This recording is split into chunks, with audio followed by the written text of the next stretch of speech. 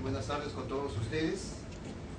Siguiendo el segundo capítulo de este programa quinto del conversatorio jurídico sobre los aportes del Pleno Jurisdiccional a nivel regional de Arequipa sobre la interpretación y aplicación del nuevo Código Procesal Penal.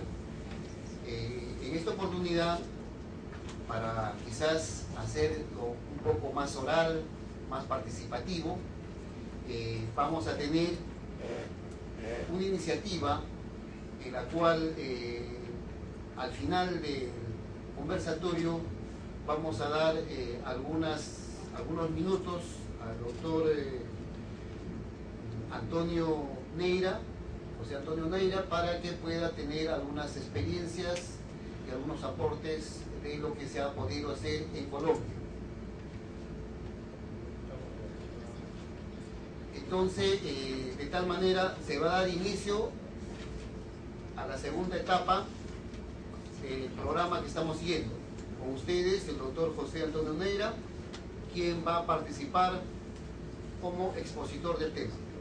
Bien, muchas gracias a los señores del Consejo Nacional de la Magistratura, nuevamente por esta invitación, a todos ustedes por su asistencia. Efectivamente, empezamos el 26 de agosto hablando sobre los 4 problemas del Pleno Regional sobre el nuevo Código Procesal Penal y trabajamos solamente 2, que era el de escrituralidad versus oralidad, y en esta oportunidad vamos a trabajar la etapa intermedia y el otro tema que tiene que ver con que si el juez del juzgamiento debe contar con actuados o no. Para eso vamos a hacer un pequeño comentario, porque solamente tengo 10 minutos por cada tema, para conversar aspectos generales de la etapa intermedia y de frente entrar al problema que era si es que hay un control formal o sustancial en la etapa intermedia, cuándo se hace el primero, cuándo se hace el segundo y cuál es el efecto que esto produzca. Para eso entonces empezamos hablando un poco de la etapa intermedia. De esta manera lo vamos a hacer, vamos a hablar un poco sobre aspectos generales, alcance, funciones, características, modelos, fases, procedimientos, un poquito de sobreseguimiento, no creo que haya más tiempo, pero en otra oportunidad quizás lo podamos hacer de otra forma, pero también empezar conversando de la siguiente manera. El Código de 1940 tiene dificultades en la etapa intermedia, casi podríamos decir que no hay etapa intermedia, porque saben ustedes que cuando no hay acusación, entonces el juez tiene 2 posibilidades, coincidir o elevarlo al fiscal de mayor grado. Sin embargo, cuando se trata de una acusación, pues normalmente lo que viene ocurriendo es que solo hay un control formal de la acusación por parte de los jueces.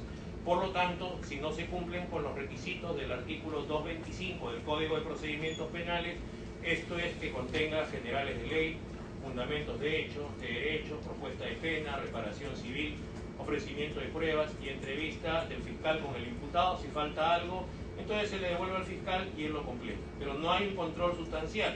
¿Cómo será este tema interesante? Que justo acaba de haber, ahora en agosto también, un Pleno Nacional Jurisdiccional, Penal y Constitucional en la ciudad de Cusco, donde en el tema penal se ha incorporado este tema, o sea, el tema de la congruencia entre la acusación y el autoenjuiciamiento, pero en el modelo del 40, no en el modelo del nuevo Código Procesal Penal. Y entonces casi es un dogma, diría yo, por una cuestión de que no esté previsto expresamente y también porque no se cumpla con el artículo 92, inciso 4 de la Ley Orgánica del Ministerio Público, es decir, que se precise bien el marco de imputación y que se cuente con una cantidad de información que justifique ir a un juicio oral, que hoy en el Código del 40 casi todas las acusaciones generan un autoenjuiciamiento y se va a juicio oral, con algunas excepciones muy buenas en las salas que ven casos de corrupción, crimen organizado, en la Sala Nacional de Terrorismo, donde ahí sí vemos que hay un control riguroso, no solamente formal, sino también sustancial, sobre el contenido de la acusación. Pero vayamos ahora al nuevo Código Procesal Penal, que nos dice la etapa intermedia. ¿Cuál sería el concepto que tendríamos? Es una serie de actuaciones de carácter procesal que va desde la conclusión de la investigación preparatoria, artículo 342, hasta la emisión del auto de enjuiciamiento. Esta etapa intermedia, pues entonces tiene un carácter bifronte, o sea, tiene 2 miradas. ¿Por qué? Porque por un lado se mira la investigación preparatoria para saber si está bien o no, o sea, si una revisión para ver su corrección, pero por otro lado también se mira a la etapa de enjuiciamiento, pues se determina su desarrollo. ¿Cuáles son las funciones de la etapa intermedia? En primer lugar, examinar los fundamentos fácticos y jurídicos del requerimiento fiscal, sea acusatorio o sea de sobreseimiento, examinar los presupuestos de admisibilidad del juicio oral cuya base con las actuaciones de la investigación preparatoria. Además, en esta etapa se hace un control negativo de la acusación, es decir, hay que ver qué requisito falta a la acusación. Se busca que el requerimiento acusatorio sea probable. ¿Cuáles son las características que tiene esta etapa intermedia? A diferencia de lo que pasa en la investigación preparatoria, que el señorío la tiene el Ministerio Público a través del fiscal de la investigación preparatoria, acá en la etapa intermedia el señorío lo tiene el juez de la investigación preparatoria.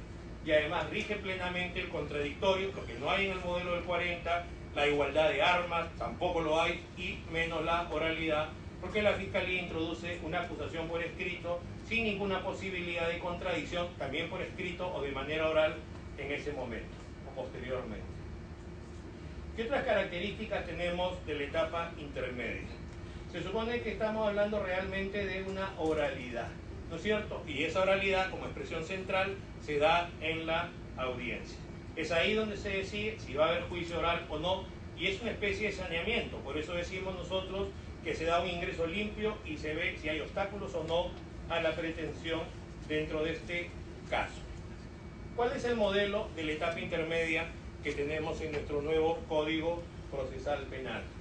El modelo de la etapa intermedia que tenemos es el modelo de la obligatoriedad del control de requerimiento. Quiere decir que no es una cuestión facultativa. ¿Por qué? Porque estamos en un sistema de legalidad. El juez tiene que controlar la legalidad de este requerimiento, sea de acusación o sea de sobreseimiento. No estamos en una etapa o en un modelo de oportunidad, entonces hay que ver si se cumplieron o no con los presupuestos legales que estén previstos en la norma correspondiente. Ahora, claro, el Ministerio Público, encargado de perseguir y construir su caso, tiene un derecho de acusar y también uno de penar. Pero ¿qué es lo que pasa? Se supone que no lo puede hacer por hacer. Por eso decimos ahí que no se acusa por acusar, pues para eso es obligatorio cumplir con ciertos requisitos y ciertas condiciones. ¿Cómo es este tema de la etapa intermedia? Hay fases dentro de la etapa intermedia y por eso vamos a decir que tenemos dos, una fase escrita y una fase oral. La fase escrita empieza entonces con la presentación del requerimiento por parte del Ministerio Público. Posteriormente esto tiene que ser trasladado a las partes y bueno, después viene la fase oral de la audiencia preliminar, ¿no es cierto? Es en este momento justamente donde se cumple la función de la etapa intermedia. Hay que ver si se fijan definitivamente los hechos y los medios de prueba sobre los cuales recaerá el juicio oral. Entonces, también es posible, dentro de este caso, que haya un sobreseimiento. ¿Cuál es el concepto? Es un auto jurisdiccional de carácter definitivo que pone fin al procedimiento y goza de la cosa juzgada. ¿Cuáles son los presupuestos del sobreseimiento? Número 1, falta de elemento fáctico, falta de elemento jurídico, falta de elemento personal, falta de presupuestos procesales, falta de elementos de convicción suficiente. Cuando hablamos, por ejemplo, de la falta de elemento fáctico, ¿qué es lo que pasa? La sospecha del delito no es fundada, el delito no se cometió. Se necesita para establecer esto un criterio de certeza. Paso dentro del proceso, desde las diligencias preliminares hasta que lleguemos a la etapa intermedia. Falta de elemento jurídico. El hecho existe, pero no es típico. 344.2 del nuevo Código Procesal Penal nos dice los casos en los que hay sobreseimiento por este motivo. El hecho existe, pero es justificado o no es culpable. Hay una causa de justificación, por ejemplo, legítima defensa. Se necesita también certeza de estos hechos. Falta de elemento personal. Por ejemplo, que se aplique el artículo 208 del Código Penal, que hay una excusa absolutoria. ¿Se acuerdan ustedes en los hurtos, defraudaciones, daños, apropiaciones ilícitas por razones de política criminal? Es posible que esto ocurra. Y también se requiere que haya certeza de que la persona imputada sea efectivamente la que esté vinculada con el delito. Falta de presupuestos procesales, o sea, tenemos causa de extinción de la acción penal o impedimentos procesales, hay prescrito la acción penal, por ejemplo, y por último tenemos el tema de la falta de elementos de convicción suficiente.